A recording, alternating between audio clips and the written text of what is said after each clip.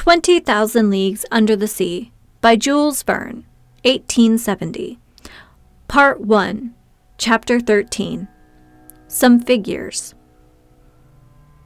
A moment later, we were seated on a couch in the lounge, cigars between our lips. The captain placed before my eyes a working drawing that gave the ground plan, cross-section, and side view of the Nautilus. Then he began his description as follows. Here, Professor Aronnax, are the different dimensions of this boat now transporting you. It's a very long cylinder with conical ends. It noticeably takes the shape of a cigar, a shape already adopted in London for several projects of the same kind. The length of the cylinder from end to end is exactly 70 meters, and its maximum breadth of beam is 8 meters. So, it isn't quite built to the same 10-to-1 ratio of your high-speed steamers, but its lines are sufficiently long, and they're tapering gradual enough so that the displaced water easily slips past and poses no obstacle to the ship's movements. These two dimensions allow you to obtain, via a simple calculation, the surface area and volume of the Nautilus. Its surface area totals 1,011.45 square meters. Its volume, 1,507.2 cubic meters, which tantamount to saying that when it's completely submerged, it displaces 1,500 cubic meters of water, or weighs 1,500 metric tons. In drawing up plans for a ship meant to navigate underwater, I wanted it, when floating on the waves, to lie 9/10 below the surface, and to emerge only 1/10. Consequently, under these conditions, it needed to display only 9/10 of its volume, hence 1,356.48 cubic meters. In other words, it was to weigh only that same number of metric tons. So I was obliged not to exceed its weight while building it to its aforesaid dimensions. The Nautilus is made up of two hulls, one inside the other. Between them, joining them together, are iron T-bars that give this ship its utmost rigidity. In fact, thanks to this cellular arrangement, it has the resistance of a stone block, as if it were completely solid. Its plating can't give way. It's self-adhering and not dependent on the tightness of its rivets, and due to the perfect union of its materials, the solidarity of its construction allows it to defy the most violent seas. The two hulls are manufactured from boilerplate steel, whose relative density is 7.8 times that of water. The first hull has a thickness of no less than 5 centimeters and weighs 394.96 metric tons. My second hull, the outer cover, includes a keel 50 centimeters high by 25 wide, which by itself weighs 62 metric tons.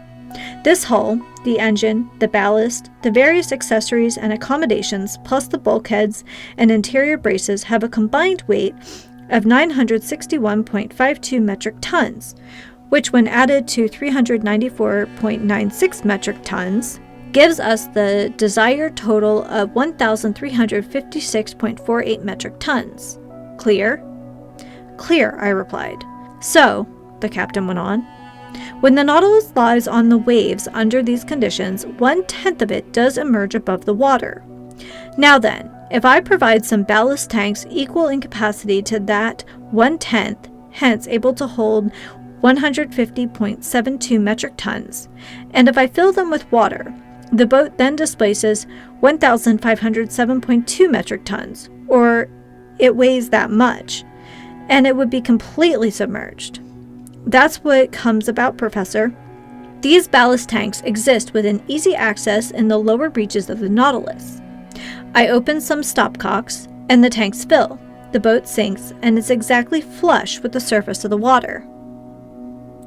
Fine, Captain, but now we come to the genuine difficulty. You're able to lie flush with the surface of the ocean. That I understand.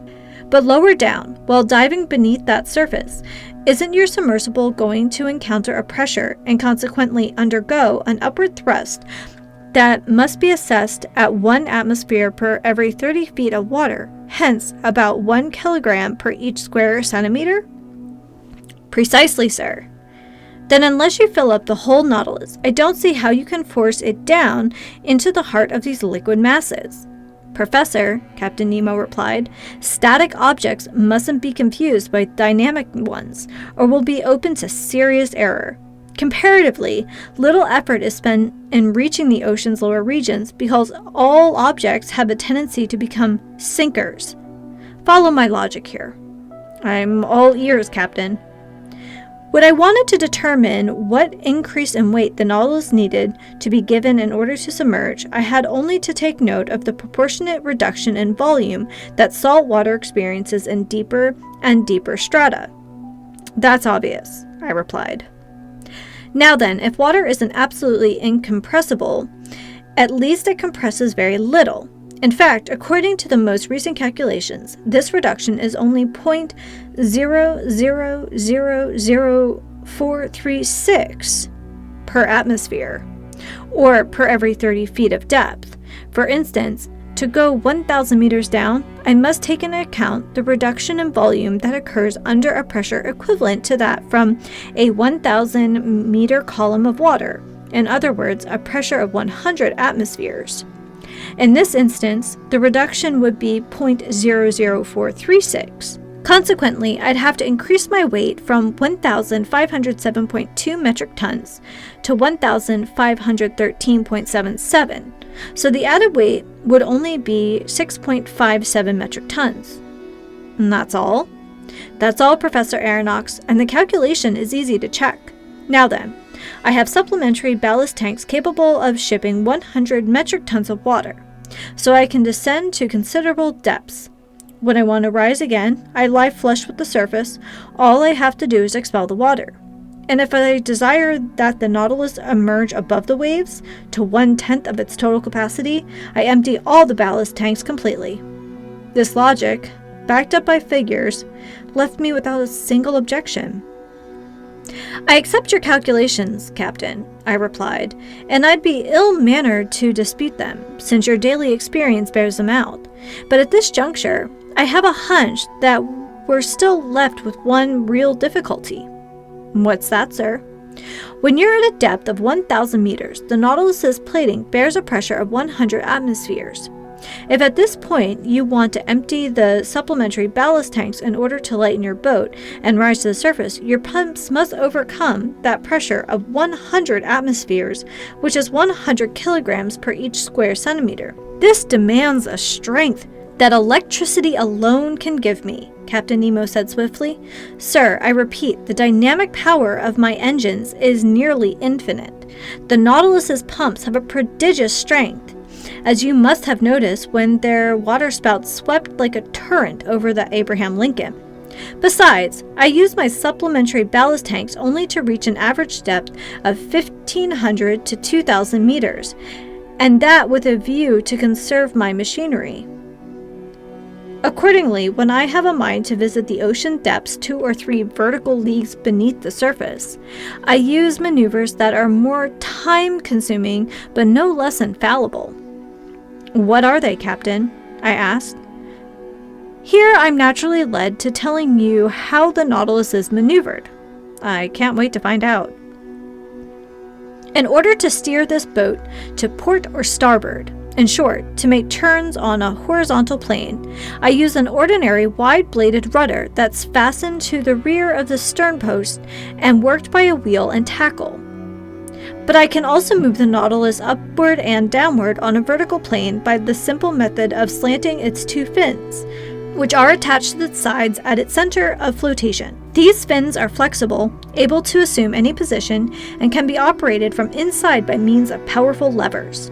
If these fins stay parallel with the boat, the latter moves horizontally. If they slant, the Nautilus follows the angle of that slant and, under its propeller's thrust, either sinks on a diagonal as steep as it suits me or rises on that diagonal. And similarly, if I want to return more swiftly to the surface, I throw the propeller in gear, and the water's pressure makes the Nautilus rise vertically as an air balloon inflated with hydrogen lifts swiftly into the skies. "Bravo, Captain!" I exclaimed. "But in the midst of the waters, how can your helmsman follow the course you've given him?" "My helmsman is stationed behind the windows of a pilot house, which protrudes from the top side of the Nautilus's hull and is fitted with biconvex glass." "Is glass capable of resisting such pressures?" "Perfectly capable. Though fragile on impact, crystal can still offer considerable resistance." In 1864, during experiments on fishing by electric light in the middle of the North Sea, glass panes less than 7 millimeters thick were seen to resist a pressure of 16 atmospheres, all the while letting through strong heat-generating rays whose warmth was unevenly distributed. Now then, I used glass windows measuring no less than 21 centimeters at their centers. In other words, they've 30 times the thickness. "Fair enough, Captain. But if we're going to sea, we need light to drive away the dark. And in the midst of the murky waters, I wonder how your helmsman can—" "Set astern of the pilot house is a powerful electric reflector whose rays light up the sea for a distance of half a mile." "Oh, bravo! Bravo 3 times over, Captain! That explains the phosphorescent glow from this so-called narwhal that so puzzled us scientists. Pertinent to this, I'll ask you if the Nautilus's running afoul of the Scotia, which caused such an uproar, was the result of an accidental encounter." "Entirely accidental, sir. I was navigating 2 meters below the surface of the water when the collision occurred. However, I could see that it had no dire consequences." "None, sir. But as for your encounter with the Abraham Lincoln—" "Professor, that troubled me because it's one of the best ships in the gallant American Navy, but they attacked me and I had to defend myself. All the same, I was content simply to put the frigate in a condition where it could do me no harm. It won't have any difficulty getting repairs at the nearest port." "Ah, Commander," I exclaimed with conviction, "your Nautilus is truly a marvelous boat." "Yes, Professor," Captain Nemo replied with genuine excitement, "and I love it as if it were my own flesh and blood. Aboard a conventional ship, facing the ocean's perils, danger lurks everywhere. On the surface of the sea, your chief sensation is the constant feeling of an underlying chasm. As the Dutchman Jensen so aptly put it, but below the waves aboard the Nautilus, your heart never fails you.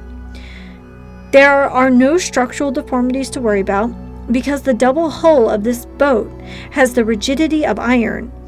No rigging to be worn out by rolling and pitching on the waves, no sails for the wind to carry off, no boilers for steam to burst open, no fires to fear, because this submersible is made of sheet iron, not wood. No coal to run out of, since electricity is its mechanical force. No collisions to fear, because it navigates the watery deep all by itself. No storms to brave, because just a few meters beneath the waves, it finds absolute tranquility. There, sir. There's the ideal ship. And if it's true that the engineer has more confidence in a craft than the builder, and the builder more than the captain himself, you can understand the utter abandon with which I place my trust in this Nautilus, since I'm its captain, builder, and engineer all in one." Captain Nemo spoke with winning eloquence. The fire in his eyes and the passion in his gestures transfigured him. Yes, he loved his ship the same way a father loves his child. But one question, perhaps indiscreet, naturally popped up, and I couldn't resist asking it. "You're an engineer, then, Captain Nemo?" "Yes, Professor," he answered me. "I studied in London, Paris, and New York back in the days when I was a resident of the Earth's continents." "But how were you able to build this wonderful Nautilus in secret?" "Each part of it, Professor Aronnax, came from a different spot on the globe and reached me at a cover address. Its keel was forged by Creusot in France, its propeller shaft by Penn & Co. in London, the sheet iron plates for its hull by Laird in Liverpool, its propeller by Scotts in Glasgow, its tanks were manufactured by Cale & Co. in Paris, and its engine by Krupp in Prussia, its spur by the Motala workshops in Sweden, its precision instruments by Hart Brothers in New York, etc. And each of these suppliers received my specifications under a different name. But, I went on, once these parts were manufactured, didn't they have to be mounted and adjusted? Professor, I set up my workshops on a deserted islet in mid-ocean. There our Nautilus was completed by me and my workmen. In other words, by my gallant companions whom I've molded and educated. Then, when the operation was over, we burned every trace of our stay on the islet, which, if I could have, I'd have blown up. From all this, may I assume that such a boat cost a fortune? An iron ship, Professor Aronnax, runs 1,125 per metric ton. Now then, the Nautilus has a burden of 1,500 metric tons. Consequently, it cost 1,687,000, hence 2 million including its accommodations, and 4 million or 5 million with all the collections of works of art it contains. One last question, Captain Nemo? Asked Professor. You're rich then? Infinitely rich, sir. And without any trouble, I could pay off the 10 billion franc French national debt. I gaped at the bizarre individual who had just spoken these words. Was he playing at my credulity? Time would tell.